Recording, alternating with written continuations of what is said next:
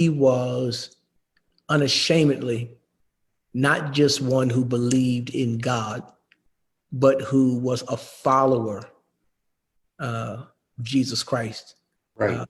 We talked last night about how his faith sustained him for 4 years from his diagnosis to his transition, as he lived with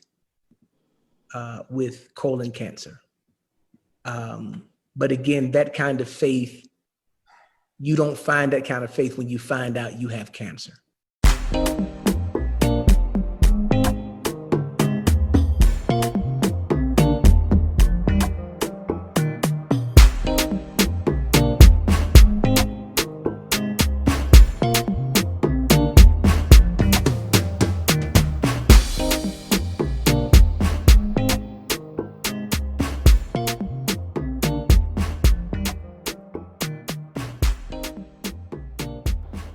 Hello family, and welcome back to my YouTube channel. This is your girl again, Zion, with Moments with Zion. It's good to be back as always. So you guys, how you guys doing? And I hope that you guys started the new year very well, and I wish you guys all the best during this new year. So you guys, I'm gonna be talking, not me talking actually, but I'm just gonna give you a little bit of intro on a video that I'm going to play that details the Chadwick Boseman's faith. So I'm going to be playing a video on Derrick Boseman, who is Chadwick Boseman's brother, talking about Chadwick Boseman's faith and how spiritual he was, and the things that he was doing here on earth, basically, more about his faith, so to say. And as you all know, on my channel here, I've made several videos about Chadwick Boseman ever since his demise, because the world was taken aback. The world was really in shock when this guy died. Because number one, nobody knew that he was actually really even sick. People just saw him on screen, and then people started seeing him. He started losing weight so bad, to the point where some people started making a mockery of him. They were saying that he was on drugs. Some people were calling him a drug addict. Some were calling the name Black Panther Crackanda. Some were even saying Crackanda forever instead of Wakanda forever. All of this just to give a mockery of Chadwick Boseman. Little did they know that this guy was actually battling stage 3 to stage 4 cancer that he was diagnosed back in 2016. In the middle of his diagnosis, he was still able to give us good movies. I can name a few. I think there's a movie he did called Steel Hole. There's 21 Bridges. There is 5 Bloods. There is A Message from the King. There is 42. There is Thurgood Marshall. There is the movie he did about James Brown's life, and then the most popular Black Panther. Most of these movies, about 7 of them, he did them while he was battling cancer, going through lots of chemotherapy and lots of surgery and in pain. But he was still able to try to live his purpose. That's one of the lessons that I learned from this guy. That you don't give up. You have no excuse. You just sit down there and not do nothing about your life because of one thing or the other, one challenge or the other that you're facing. You need to stand up and do something about your life, So you guys, let me not talk too much. I'm going to go ahead and play the video. But before I do that, I just want to say, all the videos that I made about Chadwick Boseman, I'm going to link them down below on the description box. The video where it details Chadwick Boseman's last moments, as detailed by his brother again, Pastor Derrick Boseman. The other video talks about, you guys, he has a brother called Kevin Boseman who has cancer as well, but his cancer is in remission. I think I have a video about him also. I'll link that video also in the description box. So you guys go through my description box and look for those videos about Chadwick Boseman, his brother, his life, his faith, the reason why He lived his life here on earth. He didn't want to let the world know about his disease. Like I said in my other video, the brother stated why Chadwick Boseman hid his disease from the world. If you want to know why he hid his disease from the world, watch that video. Okay, I'm going to link it down below on the description box. And you guys tell me what you think about what his brother has to say. I got this video from Urban TV. Credits to them. So yeah, I could tell you about a story that I didn't even know about, that my brother Kevin, your namesake, told me about. He said that they will be playing, because I'm older, I didn't really play those kinds of games with them. But he said they would be playing and he would turn around and literally Chad would be praying.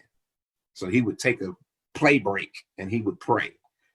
He would spend hours in the living room with the door closed. And I would open up the door and he'd be in there sitting and he'd be praying and he'd be meditating for hours.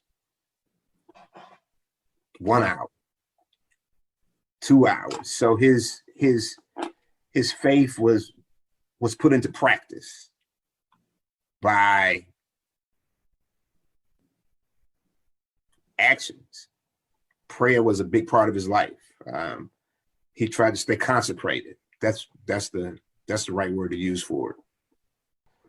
His ultimate goal was to keep it private and to be healed so that he would have a testimony. He was a deeply spiritual man. And it's one of those things where the more I read about that side of him, the more I do go, man, I want to know more, to be honest with you, in a good way. Where did that deeply spiritual side of him come from? And am I accurate about that, first of all? You are accurate. And I would say from my parents, from my family, from my parents, from my grandparents on both sides, from my aunts and uncles. Wow. Yeah, from my family. Not saying that my family's perfect, because we aren't. By any stretch of the imaginations, we have our dysfunctions like every other family does. Yeah, but the root would have to be family. He gets to Hollywood, though, and he still carries that spiritual side with him, basically. Correct. Like, how did he decide to do that in Hollywood? I mean, most people go to Hollywood and they lose it, if we're going to be fair in this discussion. How does he keep it? Meditating, prayer, meditating. It was nothing to see him, say if we're home for Christmas or for Thanksgiving, he might go into the living room. He was a martial artist. Yeah. So he would do that, and he would sit in the floor in the meditation type thing, and he might do this for an hour. Wow. That. Just taking it all in. Yeah, prayer. Continued study. He had books. He didn't have a library like this, but he had spiritual books. Wow. It was a lifestyle. Yeah. Usually, help me out here, Pastor. Usually people go to Hollywood, and I mean, they experience with stuff. They usually leave their roots behind from where they came from. Yeah. He doesn't do that. I mean, he gets to Hollywood and he stays true to who he is. Yeah, he still remembers he's from South Carolina. Yeah. He still remembers that he's a deeply spiritual man. He keeps with that flow. Like, you don't hear anything bad about him in the media. I mean, he stays with that. I think he stayed grounded by keeping the lines of communication open. With family. Yeah, I mean, he would talk to my mom more than anybody else. Probably mom, dad, me and Kevin probably run neck and neck in third place. I think it's because he kept the same voices. Wow. In his head. Yeah. Yeah. When I think of Black Panther, and I look at that movie, you are physically engaged in all of that. I mean, at the same time, he's sick at the same time. How does he do that? Like, where does that endurance come from? I mean, it has to come from the Most High. It has to come from God. Huh. God tells Paul that my strength is made perfect in Wow. weakness. In your weakness. Yeah. Yeah. So it had to come from that source. I mean, when I found out that he had cancer and he was doing that, that's unreal. It's my strength is made perfect in weakness, and he also had, before it even happened, he had lived a life of discipline. Yeah. He had lived a life of building stamina. Because like the meditation period Yeah. that was either preceded, I don't know if it came before or after, like an hour-long fight workout where he would do 50 push-ups, 50 crunches, throw 50 right crosses, 50 left crosses, 50 uppercuts, 50 jabs with each hand. Then he would do all the punches known to man, all the kicks known to man. That's unreal. Yeah, and he would do it in like a cycle of 10 times, and then he would just repeat that cycle. As you're watching this, It was though, like watching a machine. what were you thinking internally? As his brother going, That the workout that I was doing was nothing yeah, compared yeah, to what yeah. he was doing. I mean, same, And I had a serious workout. Yeah, serious workout. Yours Yeah. was serious. Mine was definitely. I'd be going. But his was otherworldly. When he's going through his cancer battle, how was the family so disciplined to not reveal that to anyone else? Like, how did you guys decide as a family, hey, this is between us? Because you and I both know families and friends who would have shared that. But man, no one knows until the day of his death. How does that happen? Loyalty. Huh. Just pure, unadulterated loyalty. It's something that's ingrained. I mean, it's understood. If this is what you want, this is how we'll handle it. And I think it's a protection thing too. Okay. Yeah. For me personally, being the older, I'm gonna protect my brothers and my family, period. And he wanted to be a normal person. I mean, he was an exceptional person. Yeah. But he wanted to be a normal person, and a normal person would deal with it, I think, that way. Privately. Yeah. Yeah, very Yeah. much so. Yeah. That's a great point. I mean, I've seen people do it other ways, Yeah. but I mean, he didn't want to take the world on that journey with him. And I'm not saying that people who opt to do it differently, who have celebrity, were wrong. I'm just saying that he Yeah. chose to do it privately. I've read, I think, the New York Times, to be accurate, and I think was you give an interview to them, how he came to you the day before he passed away and said, "I'm in the last quarter." How'd you? What was that like? How'd you walk that through inwardly?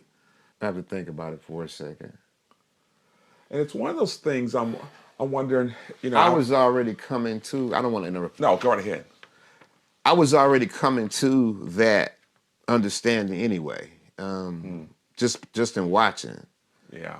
just in seeing him in the kind of pain that he was in. I remember one time I leaned over to give him a hug. You know, I just kissed him on his forehead, on his cheek. And I accidentally put weight on his collarbone, and he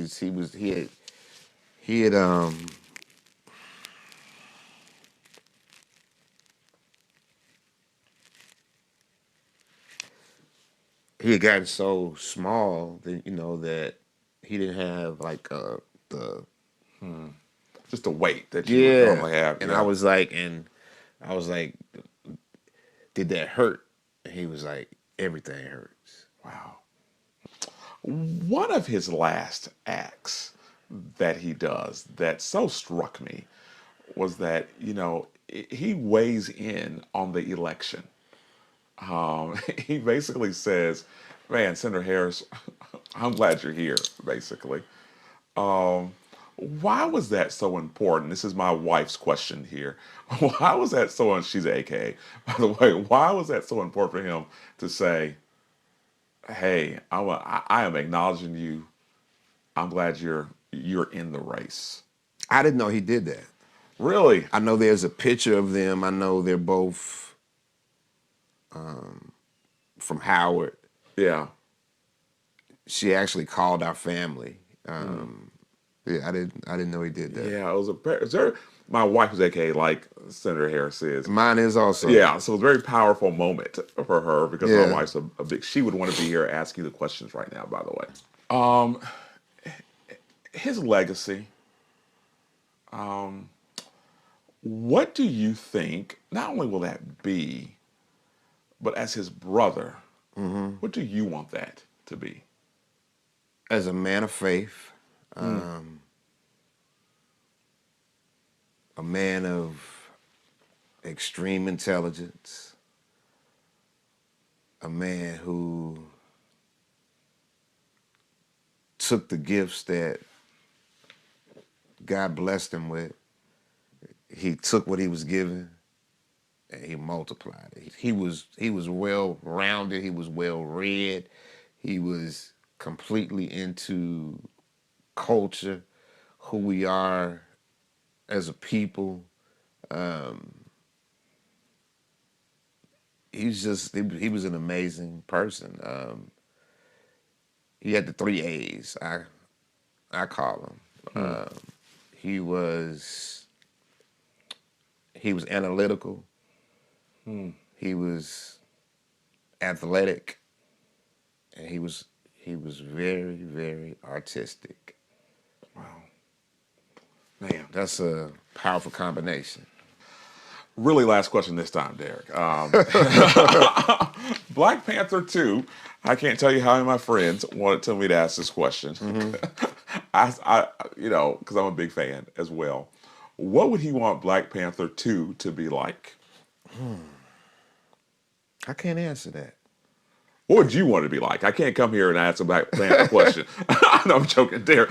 No, I get it. I mean, I would want him to be in it. I would want him to continue to be King T'Challa. Now, I can answer what you aren't asking me. Okay, what's that question? I see a narrative being assembled by Hollywood. And I could be completely wrong, but a black man being a king does not fit the narrative of not at all what they want the world to see. A black man being a victim, black man being killed in the streets, but a black man being a king is not the narrative that they want the world to see, and I don't think they liked the response that came back from a black man being a king. And though I believe that black women are queens anyway, I think that the narrative that we will see is that the Black Panther will be a female next. You think so? I believe so. I believe it'll be her little sister, or his little sister. That's what I think. But a black man being a king does not fit what the powers that be want. That's very interesting. You know, it's said that the more that we do talk things out, the more we do start to heal, yes, but also the more we start to honor the person too, which is even deeper, I think. Yeah, I mean, I have other battles to fight that are surrounding this. Yeah. So that narrative that I gave sounds kind of probably kind of conspiratorial. You think? I think so. Why is that? I got to ask that. Why is that? The journalist in me's got to ask that question. Say it again? The journalist in me has to ask that question. Why is that? I don't think anything happens by happenstance. Huh. I'm going to leave it right there for now. I got to come back. Thank you, man, for your time. I appreciate it. Thank you. Thank I you. don't take it for granted. Thank you guys so much. So I'll see you guys in my next video. Until then, you guys stay safe, stay blessed, and stay out of trouble. Thank you guys, and Happy New Year once again. Bye-bye.